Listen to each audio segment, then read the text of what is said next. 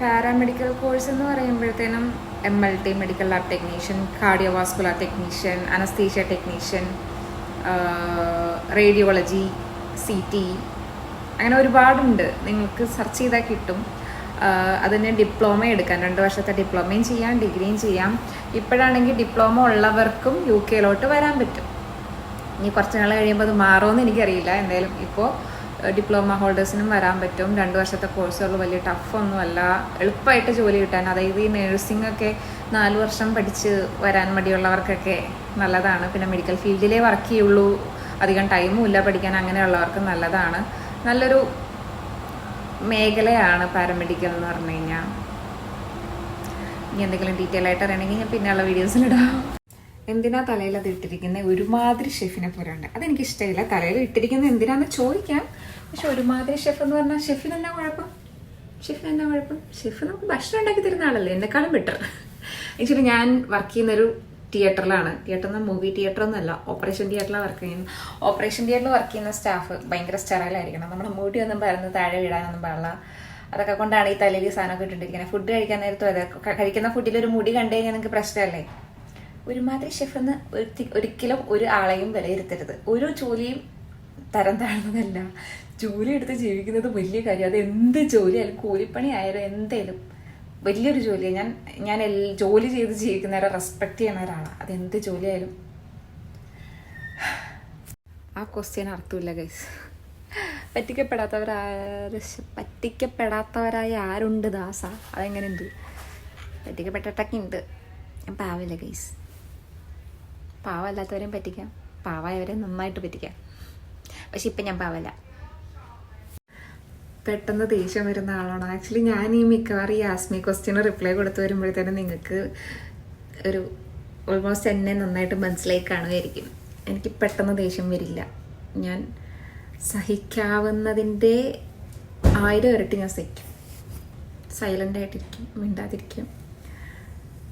പക്ഷേ ദേഷ്യം വന്നാൽ ഓപ്പോസിറ്റുള്ള ആൾ മിണ്ടാതെ നിൽക്കേണ്ടി വരും. അതുപോലത്തെ ദേഷ്യം എന്നുവെച്ചാൽ വേറൊന്നും ചെയ്യില്ല.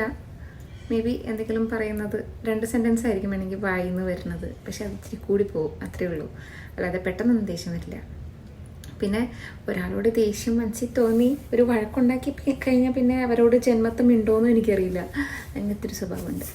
ഇഷ്ടപ്പെട്ട ഭയങ്കര ഇഷ്ടപ്പെടും, വെറുതെ കഴിഞ്ഞാൽ ഭയങ്കര വെറുക്കുന്നല്ല. പിന്നെ ഒരു മിണ്ടാനൊരു ബുദ്ധിമുട്ട് വരും, അത്രേ ഉള്ളൂ. കേരളത്തിനെ വെച്ച് കമ്പയർ ചെയ്യുവാണെങ്കിൽ കേരളത്തിൽ നമുക്ക് മൺഡേ ടു സാറ്റർഡേ വർക്ക് ചെയ്യണം.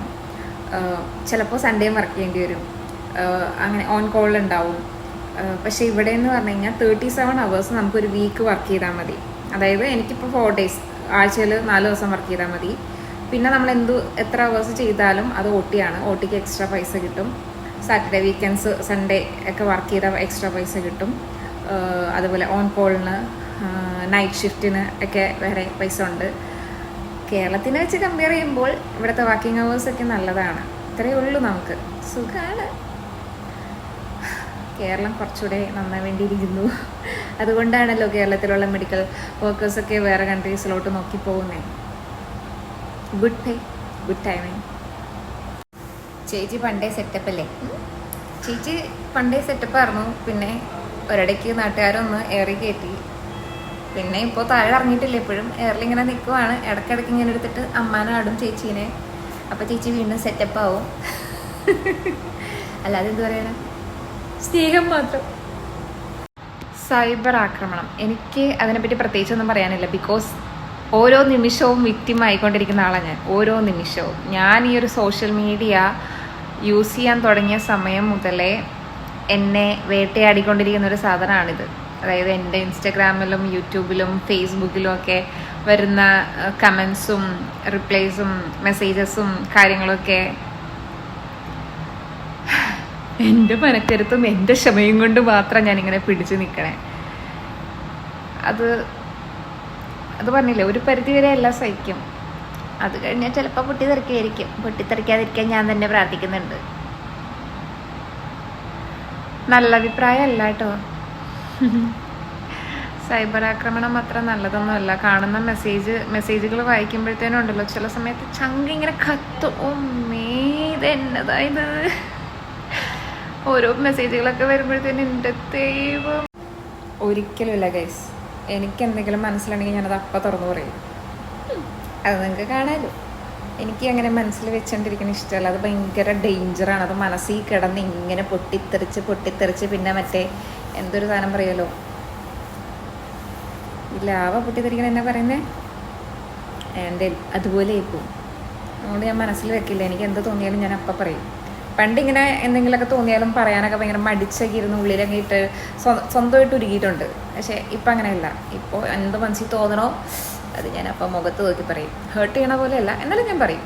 ചിലപ്പോൾ തമാശ രീതിയിലായിരിക്കും, എന്നാലും ഞാൻ പറയും. മനസ്സിലാക്കുന്ന ടൈപ്പൊന്നുമില്ല.